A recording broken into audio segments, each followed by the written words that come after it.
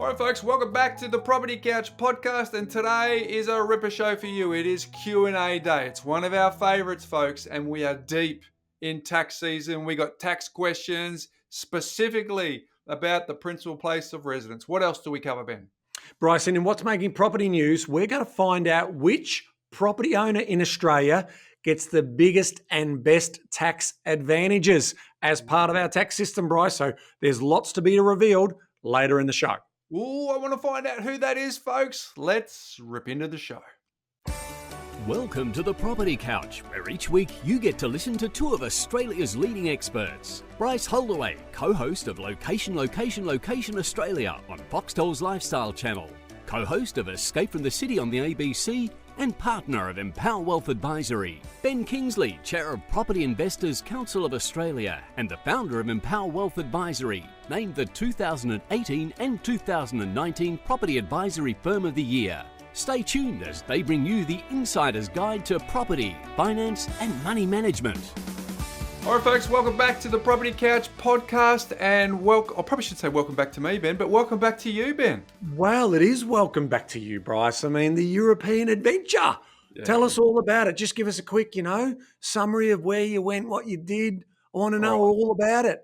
We went to Italy and Greece, home via Singapore. It was fabulous, mate. But long lunches and back-to-back days in the high 20s is the highlight, and for all the Victorian listeners, they will understand. All the coast listeners, all of our friends down the coast who are even Victorian summers, you don't get back-to-back high 20s, Ben. So what you do when you get over the Great Divide. That's the story here. That is true.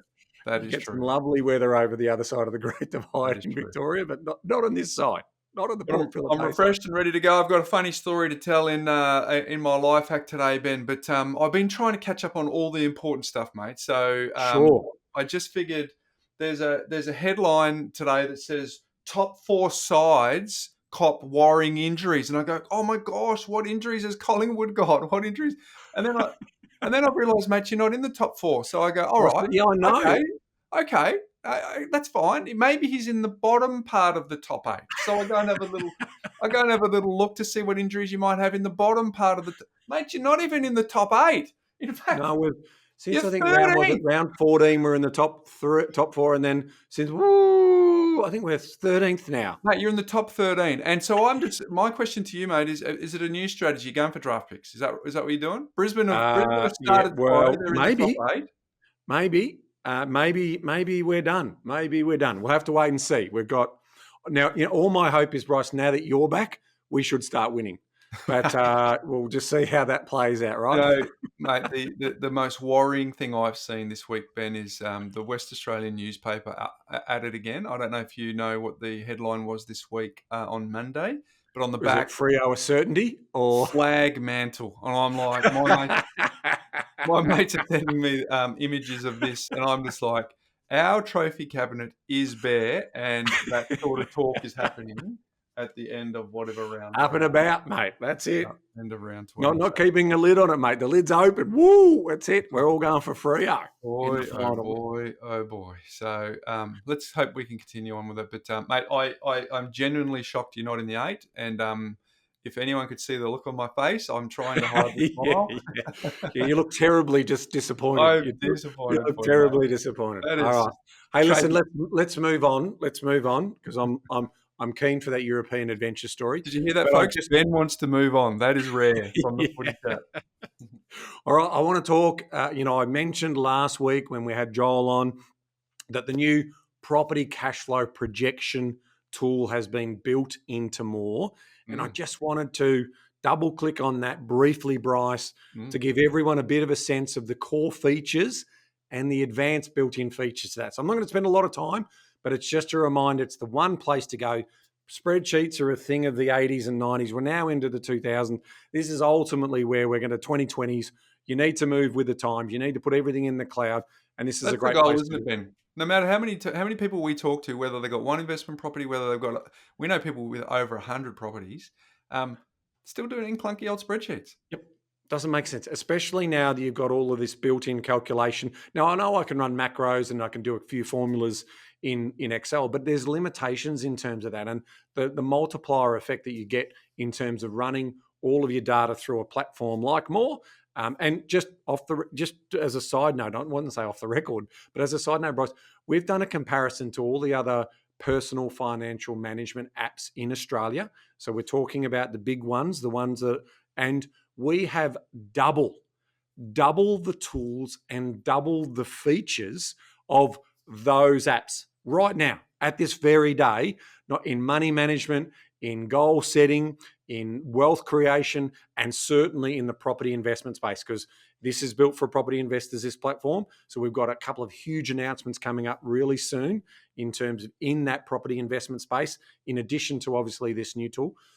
That's going to be huge. And obviously for money management and cash flow modeling and all of those things, and we're only warming up. So here's just a little snapshot in terms of those core features. So under this new property cash flow projection tool, we've got income item breakdown, we've got total income, we've got expense item breakdown, we've got interest cost factored in, we've got the ability to use the offset benefit. So if you've got an offset account linked to that, it can automatically do that calculation over that 12-month annual forecast.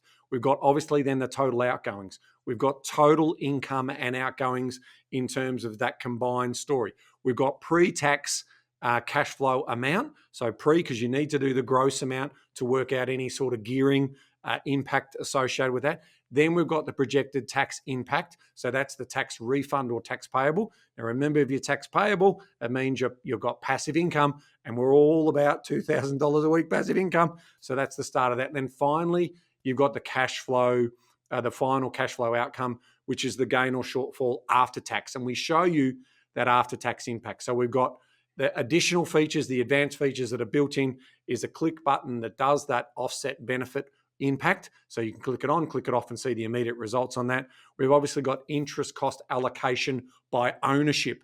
That's really important. So if you've got different household incomes and tax ratios built to the current latest tax ratios as well, it'll show those splits.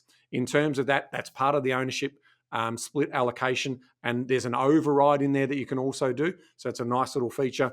Annual depreciation is also factored in if you've added your depreciation schedule in there. And then finally, that means a personalised tax breakdown by owner.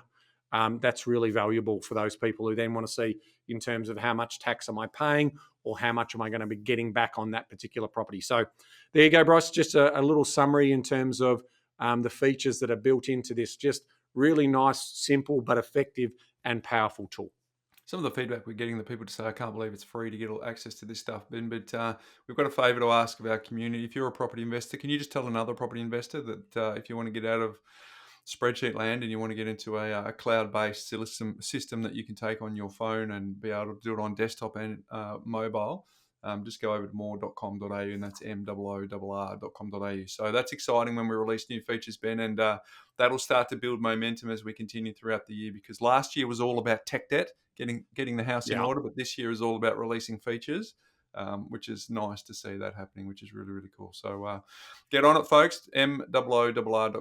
Go and check it out. Hey, my Mindset Minute theme today, Ben, is something that I reflected on whilst I was away. And the source of this is unknown. I couldn't pin it down. But the gap between the life you want and the life you are living is called mindset, focus, and consistency.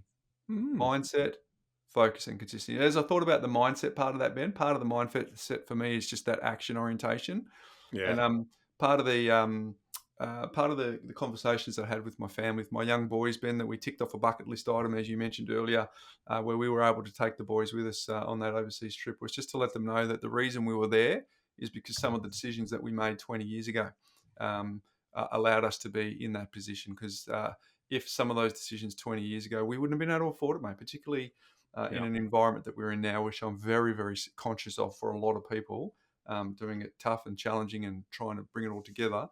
Some decisions we made 20 years ago allowed us to do that. So the gap between the life you want, and I'm saying to people who are thinking about, there's a bit of agitation between where they are and where they want to be. It becomes more increasingly apparent the more you get closer to the life you want, that the difference between the people who are doing what they want and the people that do is actually only a few minor things, Ben. You know, it's not it's not enormous amounts of differential that you do. You just need to do a few things differently to most people, and that's work on your mindset, spend a lot of time on developing a growth mindset, having a focus and a clear vision, to use your language, Ben, have a North Star, and just be consistent. Trap surplus consistently, put some away consistently for the future, and lo and behold, you get closer to the life you want versus the life that you are currently in that you don't want. So Love it. Love it. Sounds awesome. something for you to ponder for the week, folks. We have got a wonderful day today. It's Q&A day. It's the People's Day where we get to hear your voices. And, of course, anyone who makes it onto this podcast, Ben, gets a free Start and Build. So if you hear your voice today, let us know. Reach out to us. We will give you a free copy of Start and Build. But the first one is a question from Emma. And I think it's a really good question. And it's an inquiring mind question around trying to optimize the Australian taxation system around capital gains. So let's have a little listen to the question that Emma poses. Hello, my partner and I bought a full duplex on a single title in 2022 for $465,000. This year, in February the 14th, we sold it for $550,000. The Unit 1 was rented when we first purchased the property and is still currently tenanted with the same tenant. She stayed there even after the settlement, whilst we moved into Unit 2. Can you please help me with the capital gains tax calculations and whether we would be eligible for an exemption? I can't seem to find a straight answer online whether we would pay the capital gains tax on just Unit 1 or whether we could apply for the exemption for the whole property. If you could help clear that up for me, that would be fantastic. Thank you. I do appreciate your help. Hey, good question here, Ben. And I think the part of the confusion is because it's a single title. You know, it's pretty cut and dry when it's two titles, but in this case, they've got a full duplex with a single title. But I'm going to preface this conversation by saying, despite being a degree qualified accountant, Ben, I am not an accountant to give any advice, right? I'm out of the game 25 plus years, right? So you and I are not accountants. And so what we're going to do here is we're going to give you some stuff to ponder. But most of all, whatever we say, we want you to take this information to a suitably experienced and qualified tax professional to run it past them, right? So it's a tax agent question. And to your point, we don't have a tax agent qualification. We have an understanding of taxes, and so we'll be very general in the way in which we respond to this question. And it's tax season, so let's talk tax. I mean, I think the theme of today's show, where some of these questions are definitely the tax questions, and it comes around every July as people start thinking about their taxes and whether they're going to get a refund or whether they're going to ultimately have to pay a little bit of tax. So the first part of this question is really a simple part, and that is principal place of residence.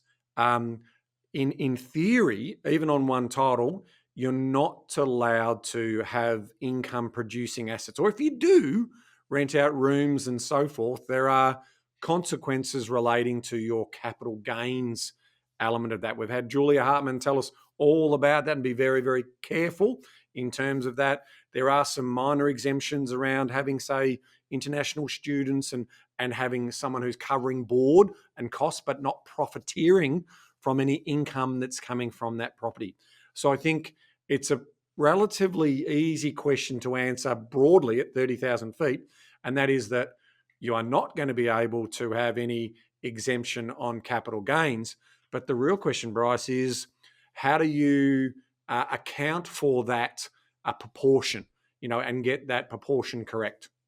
Yeah, we talk about the elephant. The greatest gift of the Australian taxation system is the principal place of residence exemption. It is something, Ben's going to talk about it further in What's Making Property News in a report that he's come across, but it is the greatest gift that you in most circumstances, you should try and take advantage of, because if you're lucky enough to be able to afford a very, very expensive home, Ben, you still get the principal place of residence exemption right down to the median priced home across this country, right? So it is a gift, and you should treat it accordingly as a gift and maximize it to your circumstances. So, but the general rule here for anyone who's contemplating this question or any similar question is the taxation department is very considerate of this great Australian taxation gift, provided you don't try and profit from it.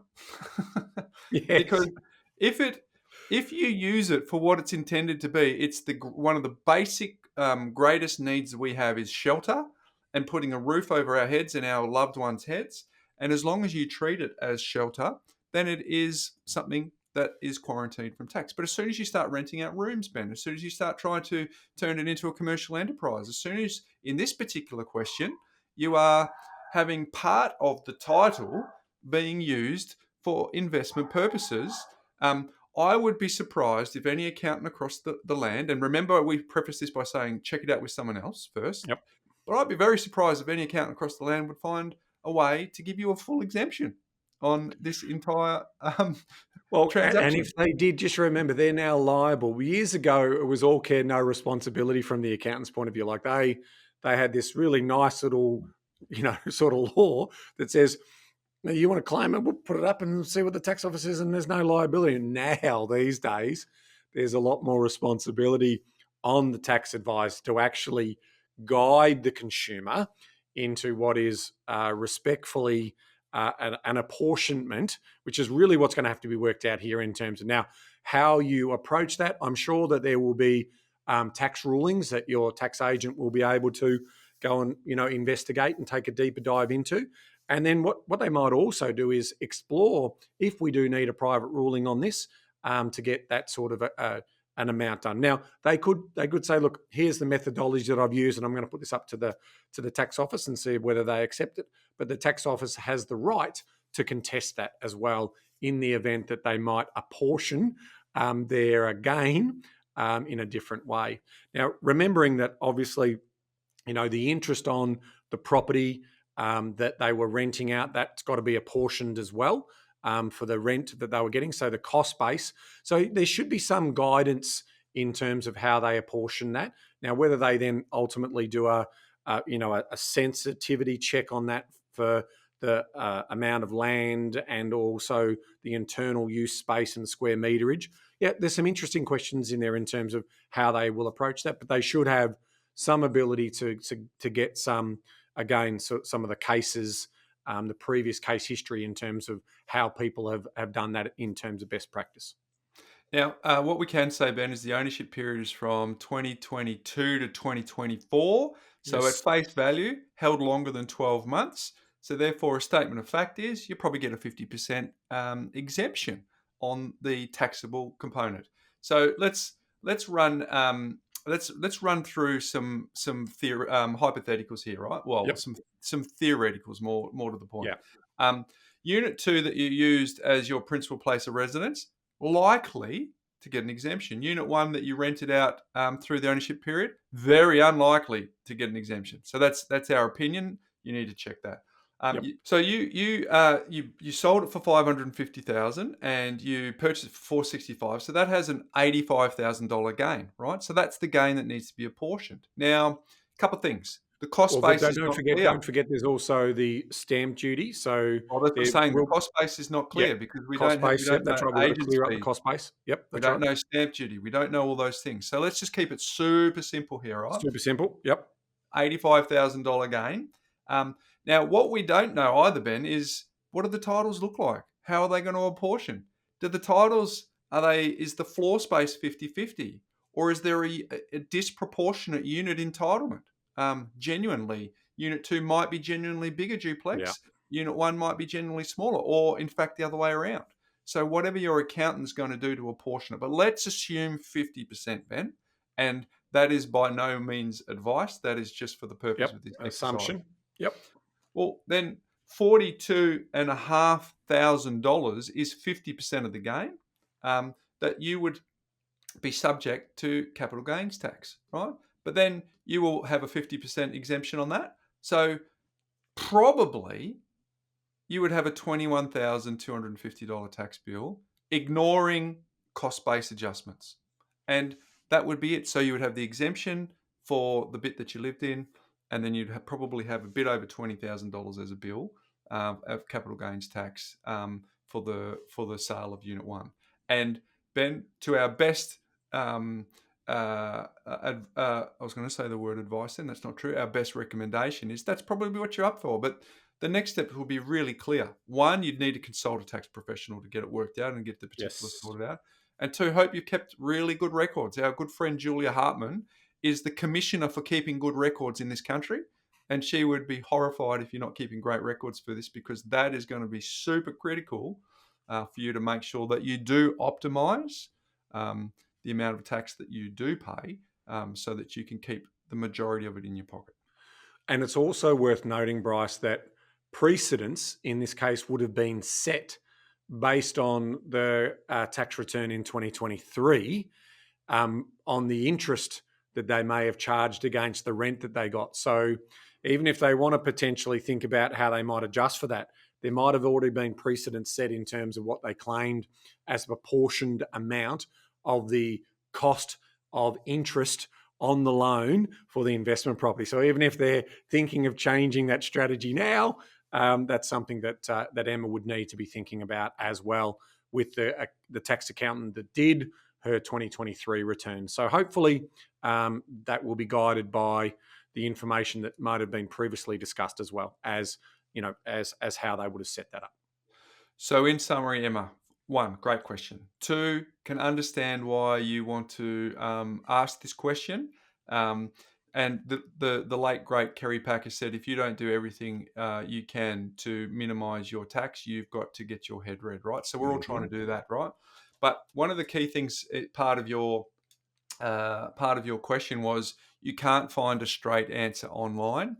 And that's probably a good clue for you, because you do need to consult with a professional to do that for you. But in summary, 1, I think you're up for a tax bill. And 2, it highlights why the principal place of residence is a wonderful tax benefit that we can all enjoy, and we should use it to its fullest extent. But if you do find a way to get that fully exempted, Emma, we would love to hear from you, because both Ben and I would be quite surprised by that. All right, question number 2 here is from Clinton. Ben, it's a good question around where to attach their offset account. Let's have a listen to Clinton's question now. Hi, Bryce and Ben and the team on the Property Couch. I just have a question in regards to which loan I should have my offset account attached to. So we currently have our PPR in Cairns, which is of the value of approximately $600K, which in the next 3 years we're going to rent out. Hence, it's an interest-only loan. And we are also going to buy a property in Melbourne this year of a value of approximately $800K, but that'll be with a P&I loan. Just wondering which loan would be better to have the offset attached to, as the $800K purchase will be P&I and the $600K PPR right now will be interest only. Obviously, interest only helps with cash flow as well.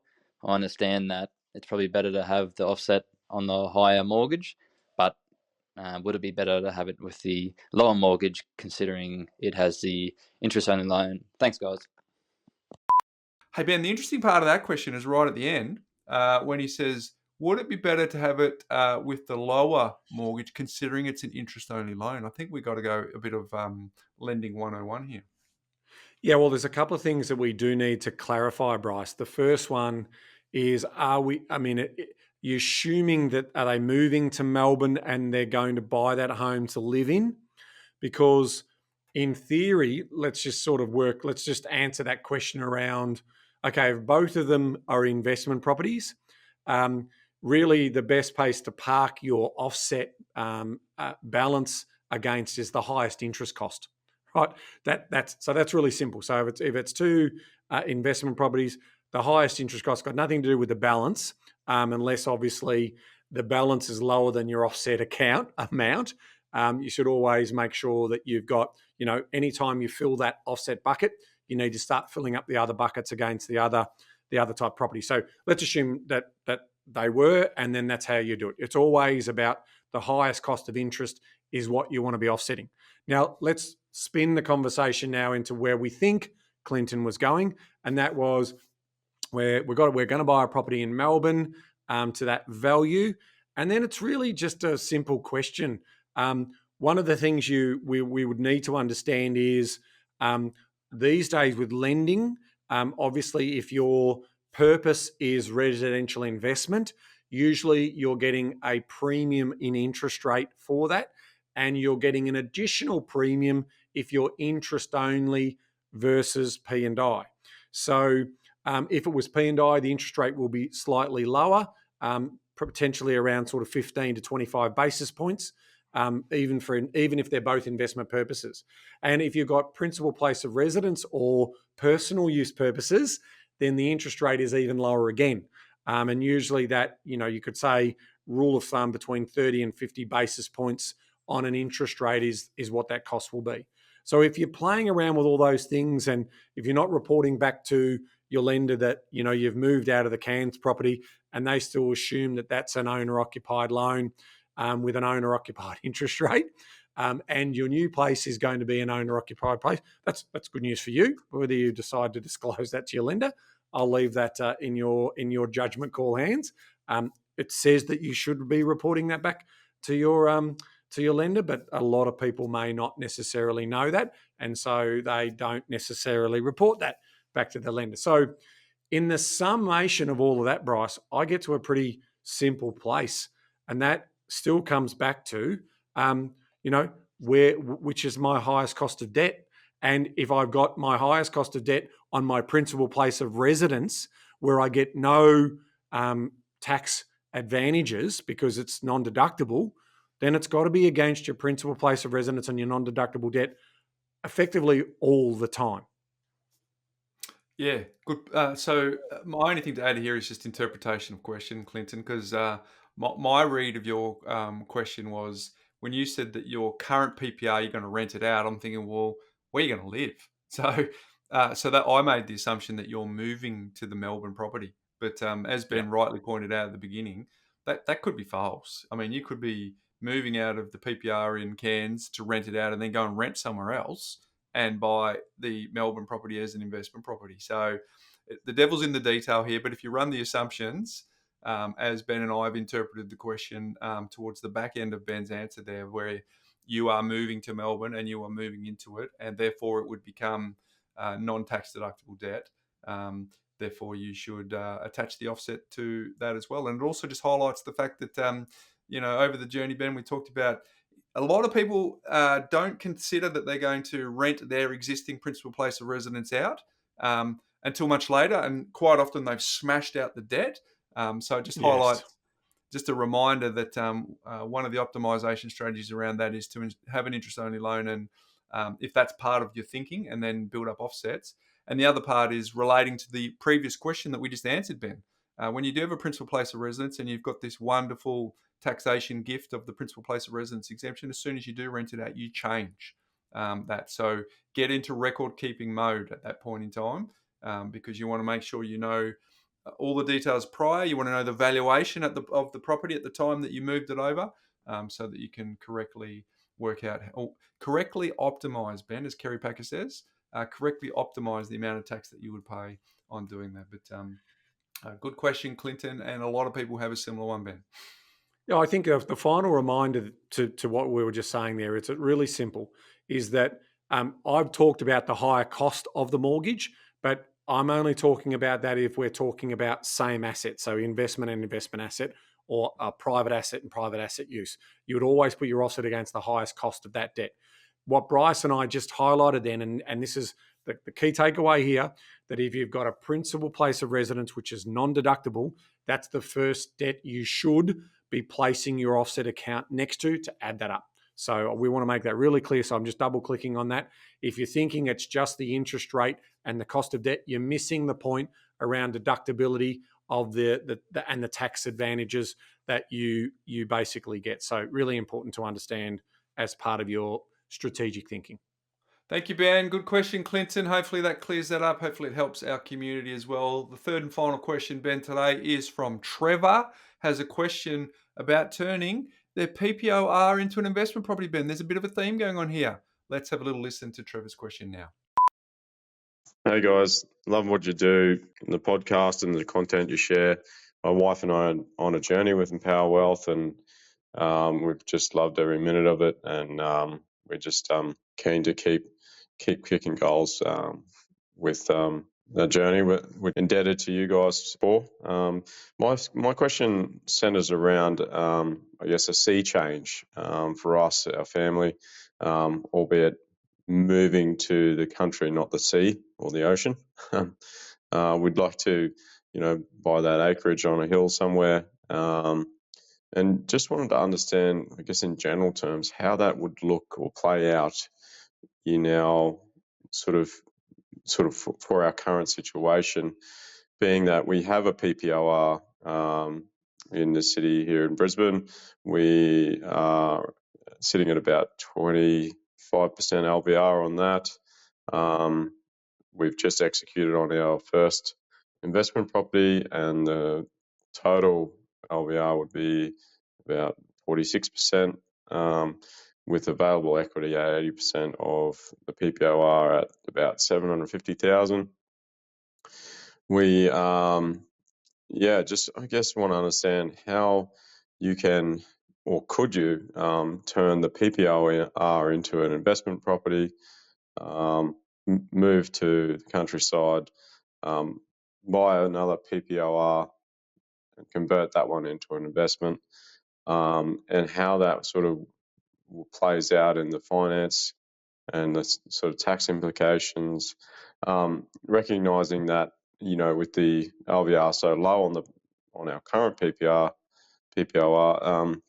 it would be, I guess, positively geared, considering that a rental appraisal is around about the $1,200 per week in today's market.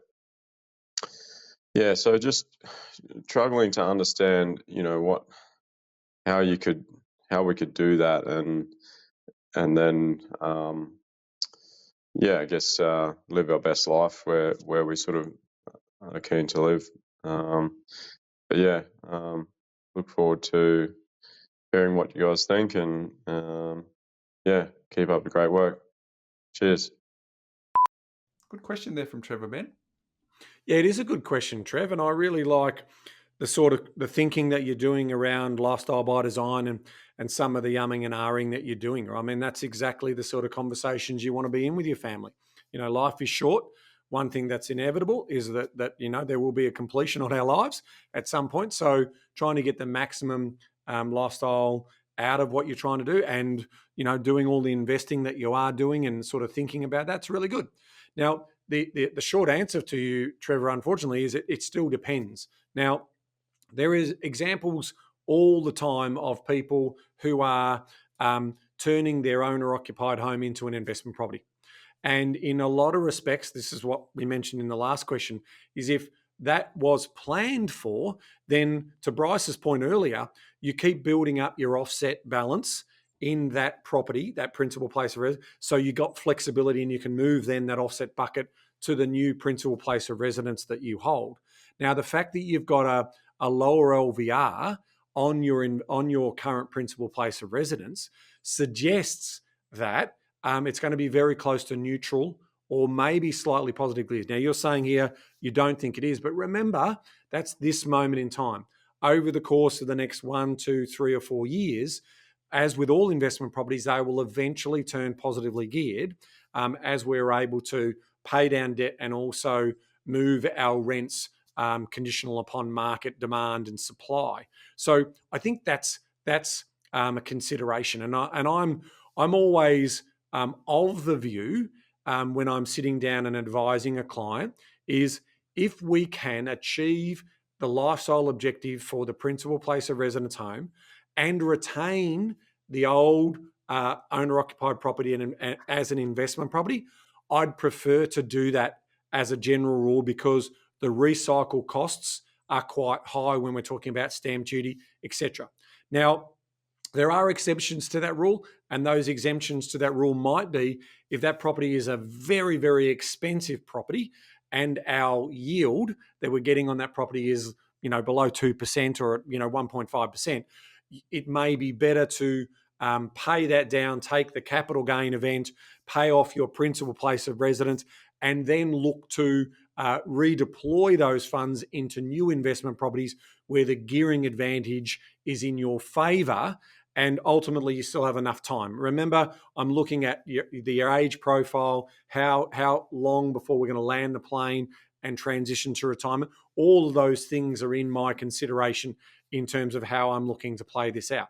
But it really then just comes down to, and this is a classic reason why this is a perfect case for a scenario modelling, because we would be perfectly be able to show you, here's what it would look like here if we just converted it to an investment property, and we can show you the projections over 5, 10, 15, 20, 30 years. And here's the budget for buying your new owner-occupied property as part of your tree change, as you referred to as sea change with trees. So it's your tree change. And then compare that to, okay, what if we still did the tree change and sold that property, but supplemented that with an additional purchase of a new investment property, as an example, given the time frame that we've got. So the fact that you've got a trusted and specialist property investment advisor in your camp, that's the type of question that I'd be entertaining, and I'd be looking at the numbers and then looking at the overall value, because you might think you also want a tree change, and then you get out there and you know what, the pace of life just doesn't move as sprightly as you do, and so all of a sudden you want to come back to the city lifestyle and so forth. Those things do happen. We're seeing a fair bit of that with people who moved during COVID and now are coming back to the major centres. So that's sort of that's the biology that we have in it. We are social creatures. Very much so. So missing that family, friends, networks and experiences in your footy or whatever it might be, all of those things do play into that. And then the final consideration, which I'll hand over to Bryce to explore more, is this idea of the reason why it depends is also on where you're buying, how far out you're buying, what sort of land content you're buying, what's the prospects of the capital growth on that, right, Bryce? Well, I think you've hit the nail on the head, Ben, in terms of just, I call it paper trading. This is classic scenarios we get to scratch itches and go, okay, because clearly this is an itch that you need to at least scratch intellectually here, Trevor. So it kind of makes sense to do it on paper before you do it in real life, because it can get super expensive. So, and given that you're in Brisbane, what I find interesting about Brisbane is they don't have that traditional Toorak or Brighton or Mossman in that area, because you've got all these beautiful, the western suburbs of Sydney, of Brisbane. You've got the river running all the way through to the west. So you have these amazing properties over there. So quite often, instead of in the absence of that traditional sort of blue chip suburb, I know they've got Ascot and Hamilton, all those sorts of things, and Bulimba and beautiful suburbs, but a lot of people use their money to go just out onto the city fringe and buy these beautiful acreages, right? So depending on where this acre on the hill is for you, Trevor, it would also maybe come at a cost. So whether or not you could afford that. But look, I think people should scratch these itches. I've had a look at your plan, Trevor, and I noticed that you haven't specifically put this into your plan, but if that changes at some point in the future, you can do that. That's the beautiful part about the planning, to go, okay, this is not just an idea, this is something that I actually genuinely want to work out if it's available. And so a couple of things for you to consider, tax wise, if you were to do that, well, you're asking for some logistics help here. Tax wise, you'd want to get a quantity surveyor to probably come in and prepare a depreciation schedule on your Brisbane property, because you don't need that as a PPOR, but you'll need that as investment property. As we've spoken about on the other couple of questions, you'd need to keep some great records, because there'd be some CGT implications of doing that. And of course, once you get that $1,200 a week in rental, that would become taxable. So you'd need to be aware of that. And I'm sure you are, and all the deductibility of loan and property management fees and repairs and depreciation, all that sort of stuff. So in conclusion, for me, the team that I think to make this happen, and this is for everyone who's listening, the team I would suggest is you have a QPIA, a qualified professional qualified property investment advisor. You'd have an investment savvy mortgage broker, and you'd have a qualified tax advisor, and you'd have the three of them all talking and collaborating and building out an optimal plan, so that you can make an informed decision on paper first, so that you can work out if this is actually possible, Ben. Because in my experience over the journey, and I've seen it a ton of times on the television shows, where there's a lot of us who really love the idea of making a change like this, if it's a tree change or a sea change, whatever it is. But there's also some logistical realities that come from doing that as well. And when faced with those logistics, you got to work out, are you someone who's going to do that? Or are you someone who likes being around your existing networks and knowing all your friends and family and everything nearby? So there's a lot more going on than just bricks and mortar and tax. There's lifestyle considerations as well. But good on you, Trevor, for flagging this. And I would sort of suggest that a lot of people listening to this have had the same thought going on their mind, Ben. What if I did get that 100%. acre by the ocean? It's one of those great discussions that all households eventually have about their retirement planning as well. Like, when do I want to get, they go away for, normally a few of us have our favorite locations that we holiday regularly for short breaks. And then we, picture ourselves one day potentially retiring there. Now, whether that's up to Queensland or whether that's, Yarrawonga, Mowala, or wherever it is in, certain examples. So you're always then thinking to yourself, well, I'm in my mid-40s and, the kids are a little bit older now.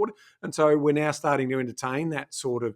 And so this is a very, very common scenario modelling that we would do for households. And there could be some event that's also happened from a medical point of view, which makes people then realise, that they're not going to be here forever. That our lives are, sort of finite at some degree. So they start to think about these types of things. But I really love what you said earlier, Bryce, where you said this is best to paper trade first before you execute on it. Because if people just then go off a whim and then make that decision, and then they don't like the decision that they make, at minimum, it's going to cost them 40 or 50 grand in my mind, right? So for a bit of peace of mind in terms of getting some professional modelling done and looking at the scenarios, and then someone who, back to obviously Joel last week, when we're sitting down and exploring and being that accountability partner, we are stress testing the desires and the priority and order, and then so we care. But we don't care because it's not our lives like it is yours. So it's really that nice little bit where you might go from emotional brain back into a little bit more rational brain, and then you come up to the conclusion, and you don't make that mistake, right? So, we fix bad haircuts and we stop people from making bad property investment decisions. But to the other point there, a lot of the planning work we do is around property generally, and that is very much about the owner-occupied purchase, just as much as it is about the investment portfolio that's built around that. And I think that shouldn't be lost on anyone who's thinking of these decisions, because, I reckon there's 20 or 30% of the community out there that have these types of thoughts. And it's a really nice reminder. And that's why we thank Trevor for this question, because it's running through multiple people's brains right now. So if you are thinking about that, go and get some advice on it in terms of before you pull the trigger. Love it. Thank you, Ben. Thank you to Emma. Thank you to Clinton. Thank you to Trevor from contributing to our show today. Please reach out to us. We'll give you a free copy of Start and Build, Ben. I just want to put out my outreach to everyone who's listening. Please go to SpeakPipe and leave us a question. Your questions, we get a lot of joy out of talking to them. So if you go to thepropertycouch.com.au, leave that there. You don't just have to leave questions there, Ben. You can leave your life hacks, you can leave your mindset minutes, you can leave any suggestions for us to flag for what's making property news. You could just go there. We will check that out and get amongst it. But thank you to those folks for doing that today. Hey, my life hack today, Ben, starts with a story. Okay, and it's obviously on my recent trip. I was we flew into Rome from Australia, stayed there for a little bit, and then we caught a train from Rome to La Spezia, for those people who know, on the west coast of Italy, and stayed in a place called Cinque Terre. I don't know how to pronounce the Terre bit, but I know Cinque. So it's this beautiful little coastal location with 5 villages that look very much like the Amalfi Coast, but it's just stunning little location, right? And then from there, we were picking up a car to go from La Spezia to Tuscany via Pisa, right? So we had to go and do the standard photos with the making sure we propped up the tower. We got all those sorts of bucket list photos. Got the classic photo in. Yep.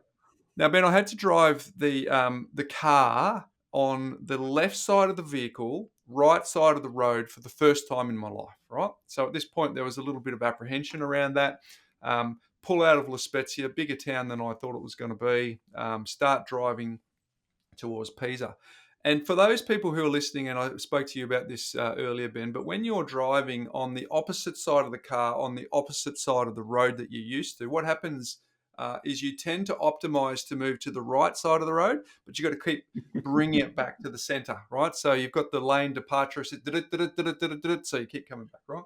So I'm driving for about 40 minutes, and I'm about 70 meters away from where we'd put in the map, which was a gluten-free bakery. Everyone knows I'm a celiac. Gluten-free bakery on the outskirts of Pisa. Now, long story short, I've taken the roundabout and I've gone a little too hard on the right. There was a car that sort of nudged me, but that's okay. I take responsibility. I've curb surfed. This roundabout 70 meters from the promised land of gluten-free delights, Ben. And so what happens is we come out of that roundabout and I said to Andrea, "Oh, I'm pretty sure that tire's popped." And she goes, "You reckon?" I said, "Yeah, no, I'm pretty sure it's popped." She goes, "All right." So we pull into the driveway, we get there, and what happens is it's popped, right? So I go, "Oh, God, it's hot." Pull the bags out of the boot, lift the boot up for the spare tire. No spare tire, right? Ooh. So I'm like, "Holy smokes!" They've got one job to do. Put a spare tire in the car, like so.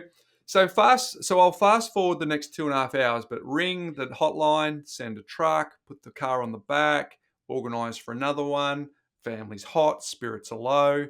We get to, I decide whilst waiting in the sun, I think, I'm just going to get the family in a taxi. I go to Pisa Airport. There's an Avis there. They ring me about 3 minutes after I get there. "Sir, we've got you a new car. You can pick it up at Pisa Airport." Great, I get there. So then I go up to the desk and I go, "I just need my car." Told them the story I've just told you, Ben, probably a truncated version of that. And they go, "Great, no worries. Your car's, your replacement car's ready to go. Can we see your license?" I go, "No problem." So I go to Dropbox. I open a picture of my license and I show them, and they go, No, we need the physical license." I said, "Sorry, I don't have the physical license, so I don't carry it. It's in Australia." And they go, "Well, do you mean to tell me that you picked up a rental car in La Spezia by showing a photo of your license?" I said, "That's exactly what I did." And they said, "Well, that was your lucky morning, because right now, unless you've got a physical card with you, we cannot give you the replacement vehicle." And I'm like, "Oh my gosh." So I've got my hand in my head thinking, my family's stranded. The spirits in the family were low at this point because of everything that's happened this morning. And so Andrea comes up to me, she could see me, and she goes, "What's going on?" Told her the story, and she just looked at me as if, like, you know, that look that you get from your wife, Ben, like, "What do you mean you didn't bring your license?" I'm like, I don't carry a wallet. It's just my phone and that's it.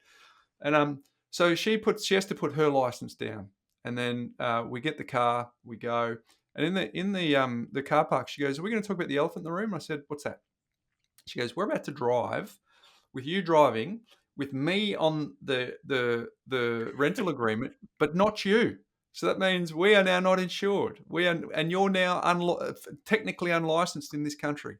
And I'm like, "Well, okay, that's exactly what I'm going to do." So, The stress levels.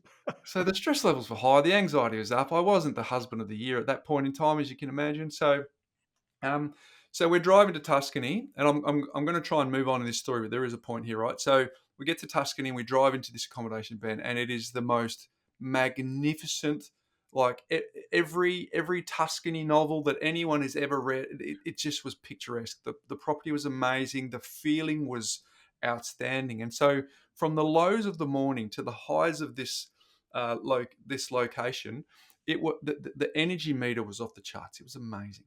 And so the guy walks us around, this suave Italian guy who's showing us around, got lots of charisma.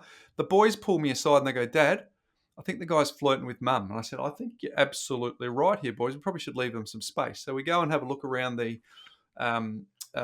place, and there's 4 electric bikes, and the boys' eyes light up and they're like, "Oh my God, Dad, can we just drop everything and go on these electric bikes?" So we'd planned to go to Florence the next day, and we decided, no, we will go on the electric bikes. The next day, we'll drive to Florence that night. So this is still the same day, Ben, just the same day Yep. that everything's happened. Yeah. We drive to Florence. I'm nervous about driving to Florence because I'm thinking all of what I've just told you, Ben, plus I'm going into a big city. I'm thinking, Yes. I don't need a policeman to pull me over at this point. So we get in there, found a car park, went to the Piazzas, had a great night. Experience was wonderful. Get in the car, leave Florence behind, driving home. It's like 10:30, 11 o'clock at night. And so we're winding through these beautiful back streets of Tuscany. And so everything's going wonderful. There's only one thing that could derail this experience, Ben, and that's for a cop to pull me over. But I'm in the back streets of Tuscany. Surely that can't happen. Well, I'm cruising through about a kilometre from where we are, and out of nowhere, a policeman steps out and ushers me to get off the road and into the ditch of the road. And I'm like, holy smokes, how is this even possible? If it was going to happen, it was going to happen in Florence or Pisa, but not in the back street of country Tuscany. So I wind down the window and the officer goes, hey, sir, could you, can I please have your license? And I go, open my Dropbox and I show him the photo of the license. And he goes, no, the physical one. I go, I don't have it. His tone changed. Why not? So Andrea reaches up. Oh, we lost it. So he goes, okay, step out of the vehicle. I'm like, oh my gosh, what's going to happen here? So I step out of the vehicle, takes me about 20 meters away from my car. Andy and the kids, their anxiety meter's gone up. He doesn't talk to me, just gets me to stand there, gets the picture of starts writing stuff down. So I just looked at him, I go, because I wasn't speeding, I wasn't doing anything wrong. So I said, what did I actually do wrong? And he goes, nothing, just a random check, sir. You're fine, you've passed, off you go. And I'm like, I get in the car and I drive back to the accommodation. I go, oh my gosh. So long story short, next day, organised to get the digital license, all that. So it was all sorted for going forward. But so therefore, that long story is my life hack to go. If you're ever thinking of going overseas and driving, all my life hack is today is just take the physical card. You won't have a divorce. You won't have a divorce in your marriage. You won't have to go through the experience that I went through, and hopefully driving from great story. So would they accept a digital license now that you're able to get through the apps? Well, my worst nightmare was to get pulled over by the cops on that day, and I did. Now, then when I actually physically had my digital license, which I could pressure test that theory, Ben, didn't get pulled over. So so I don't know if it would. But it's a good question for anyone who's going to rent a car overseas, whether they'll accept, because obviously Victoria is finally catching up to New South Wales with digital licenses, whether you have to take a physical one. I had a similar story where I put all of this money onto our card, our travel card, to go to Sri Lanka. And what card did I leave behind after transferring all the money across to it? Oh no! So I had two other cards, that I could work with, but it's like that was the one that would reduce the fees and get the best rates, and I had converted it into the right currency. All of that sort of thing. Yeah, pumped all the money into it the day before we left, and put that away in the safe, with all the other valuables as I was leaving the house. The most cutting thing is when your wife looks at you and goes, "Oh, well done, money guy. Well done, hey." Mr. I'm sitting there in the car going in the Uber on the way to the airport, going, "Oh no, I've just realised I've forgotten the travel card." She's going, and then thinking, "Do I go back?" And I go, "No." Well, I actually had it put it behind a false wall, and so along with some other valuable. So I'm like, "Oh, that's going to take me too long. Oh, it's going to cause stress about checking in." I just said, look, I've got two other cards. We're going for it. We'll be right. So your money smart's got attacked, mate, by your my well-travelled experiences, and I still make mistakes. There you go. Yeah, very good. So there you go, folks. Great story, mate. Life hack today is take your physical license, and Ben's life hack today is don't be stupid and put it in the safe the night before. Put it on the floor where you can trip over it. Put the whole wallet in the safe and not take out the right card, your travel card with you. Yeah, very, very funny. Very good. What's making property news, mate? Mate, I've got a couple of interesting stories. The first one I just want to touch on was an interesting story that I read from the Deputy Property Editor, Michael Bleeby, inside the Fin Review. And this is a story about how it's sold. So this is where they get to talk to an agent and they sort of get a sense of, did it go above reserve, or what was the sort of vendor's intention and so forth. Now, this is a story of someone buying in the coastal area of New South Wales, a very nice piece of land, 35.5 hectares of land, right, as a rural block. And husband and wife team was selling that property, and they had an off-market deal for $11 million to sell this particular land to a farmer. Now, the story gets, unfortunately, twists and turns and gets a little bit sad, and that is that, unfortunately, in this particular case, there were 3 deaths inside that family group in the lead up to the transaction settling. And that included one of the vendors. And so this is a good message for anyone who's looking at a sales contract. It's not normally mandatory that you would have a clause in a contract that could void the sale of the death of a potential vendor, but you'll find most solicitors will probably advocate for putting it in there because it could be a significant change of circumstances, so you want to have that bit of flexibility. Well, fortunately, in their case, they did have this clause inside that contract, and that did then allow them to buy a bit of time in terms of the situation that we're in. Now, what that meant was this particular farmer thought he might be able to get himself a little bit of a bargain. So he decided to offer $600,000 less to actually execute on the contract himself. And I thought that's a little bit poor form. That's a little bit of un-Australian activity there, but some people are opportunistic, Bryce, and that's their rights. And I'm not saying that's something that I would do. Anyway, that was a trigger for the family to basically reassess the situation. It does end well, Bryce, in the sense that they decided to subdivide it into 4 individual lots, and they eventually got total combined sales of $12.277 million. So inside a 30-day period after when the original settlement was meant to happen, finally they got an extra $1.2 million in outcome. That's gross outcome, of course. There'll be tax paid on that. But that's just to give you a bit of an idea in terms of, and the message in there was around terms in contracts. And so circumstances can occur which can void contracts. So it's always important to understand it. But this one ends well. Now 4 local family people in the district have now bought that, and they're going to build their dream homes on those new parcels of dirt. And obviously the surviving wife and her surviving family get the benefits of a greater return on investment on those particular properties. So that's story number 1. Quickly, story number 2. We did see, Bryce, that Westpac, or the Westpac private arm, released a report recently. It's called the Prestidge Property Report. We'll put a link in the show notes where you'll be able to get that. But Westpac Private Bank. And there are some interesting findings in this report. And so I just want to share a couple of quick ones. The number of homes selling for more than $5 million skyrocketed by 240% between 2019 and 2021, with the steepest increases in the more expensive properties.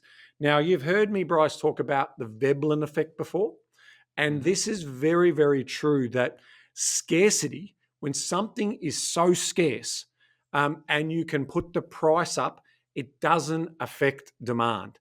That's when you do know that you have a prestige property. And remember that humans express ourselves. This comes back to the message that we've said many, many times, that, owner-occupiers are the price makers and investors should always be the price takers, because we talk about human interest and human behavior.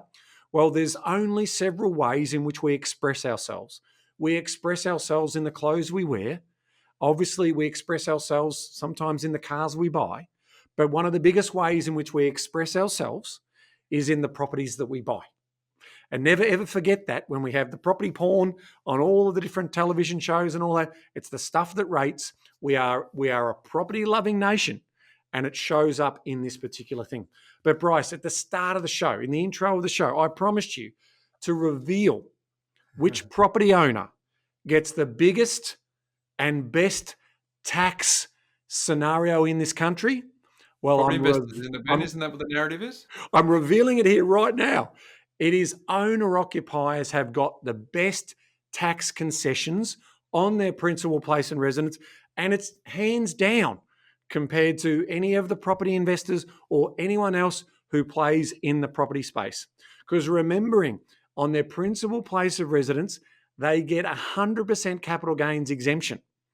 And whereas investors only get a 50% concession if they hold the asset for 12 months. And yes, investors might get negative gearing, but it pales into insignificance when you're talking about a pure gain that an owner-occupier gets. And then when you add on top of that your principal place of residence is not means tested as part of your pension, it's hands down the best. The people who own property have the best concessions in this country. And that's why other countries don't do it, like the US. You pay an annual tax on your property, et cetera, et cetera. So everyone talks about the property investors getting all of the luxuries and all of the advantages from a tax system. No, the number one beneficiary in the tax system in this country are owner-occupied buyers. Never forget that. As we go to air on this episode, that's exactly the situation in which it would be. So I'm glad to be able to reveal that particular story, Bryce.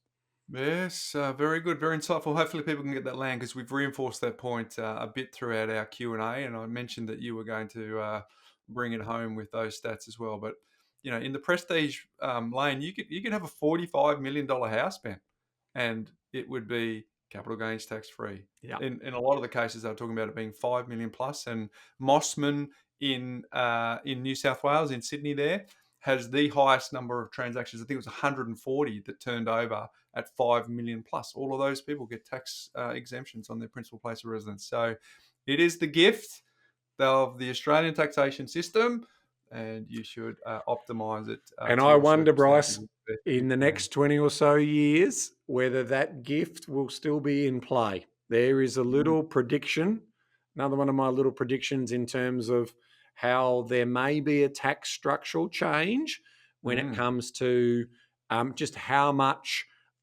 gain will be totally exempt. I do suspect that they might look at, if the gain's greater than, say, 2 million or 3 million, they may start to then say, now we're going to take a little bit, just like they did with super. Remember when they promoted super, it's never going to be taxed. It's going to be all tax-free in retirement. Guess what? All of those things change, because why governments want us to keep spending, keep looking after everyone, comes at a cost. So aren't you the great motivational speaker with that prophecy, mate? The Kerrigans from the castle would never allow that, Ben. The death taxes are coming, Bryce. I promise you, there is death taxes coming. So here we go. But there you go. That just gives you a bit of an idea. Now, death taxes is another story. This is about a gain that you're making. But it is an interesting read. So if anyone who's, like the volumes of properties in the 5 million plus range are definitely increasing significantly. So there's a couple of really nice charts in there. So as we've been talking, I'm sure Ardit and the team will probably be dropping a few of those nice little charts in as we've been talking about this particular thing. And it's certainly worth a read. So have a little look at it. I mean, it's obviously how the other half live. It's not necessarily our story, but it just gives you a bit of an idea. But there are people who, from a private wealth point of view, who will load up on their principal place residence. I've actually even thought about it recently myself, in terms of I might be looking at, getting one of those more exclusive homes over time, because it just makes a lot of sense from an investment point of view. It makes a lot of sense. Yeah, why wouldn't you? Yeah. Very good. Thanks for that, mate. I'm going to finish with an email that you and I received from Alex, who was our 399th episode. And the title of that episode was, I just wanted the party to keep going, from overcoming addiction to 4 investment properties, right? So he's written in this. Hi, Ben and Bryce. Alex from episode 399 here. Hope you guys and the team are both well. Sabrina and I just wanted to write and express our gratitude once again to Stu Bartram, who's their property investment advisor. A little while ago, Stu emailed us to check in and offered a review of the plan that was put together. and noting how much had changed with interest rates and cost of living, etc., since that initial meeting. So this turned out to be quite timely for us, as we were hit with some setbacks to our plan, as I'm sure many people were. So he goes on to talk about the story. You may remember when we were recording, we were building our family home in the West Lakes Shore. Well, it turned out beautiful, and we're so happy to be here. We count ourselves very lucky. We moved out of our Hillcrest home, which became our first investment property, to live here, and we moved forward with another purchase as per the plan.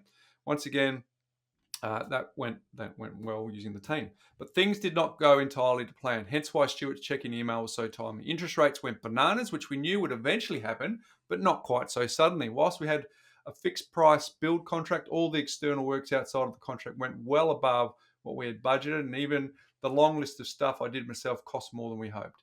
We didn't get our kids out of costly childcare as quickly and as expected, and a few other things popped up that we hadn't planned for. Basically, in terms of money, everything that could go wrong did, and all in a relatively short period of time. Despite my bullish attitude on beating our plan, our cash position was well behind where we needed it to be.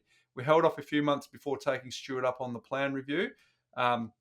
So we particularly wanted to do this because our plan had another purchase coming up in 2025, and things were looking far too tight for us to be comfortable with this purchase. We are so glad we talked to Stu about this review, and it's given us once again peace of mind that we're in good hands. We changed our plan. To push back our next purchase by a year, and we have reduced our plan from 2 more purchases to a single purchase in 2026. This will see us debt-free earlier, and by retirement with still the same final goal in terms of passive income if we choose, to continue working all the way through to retirement. We are so happy because we have the same destination as our original plan, just the path that leads us there is taking us via a different route. We cannot thank Stuart and your whole team enough. We really appreciate the help that your team has given us in working towards financial freedom. Keep up the great work. Thanks, Alex. And the PS is beautiful here, Ben. PS, 1,180 days at the time of writing without a drop of alcohol and still going strong. And we're some sort of month That's later. brilliant. So that's ticking over to 1,200 days. So, Ben, a couple of things. Well done, Alex, on that incredible health goal at the end. That is brilliant. But isn't that the reason I wanted to read that is just a reminder that life is fluid, and what did Mike Tyson say?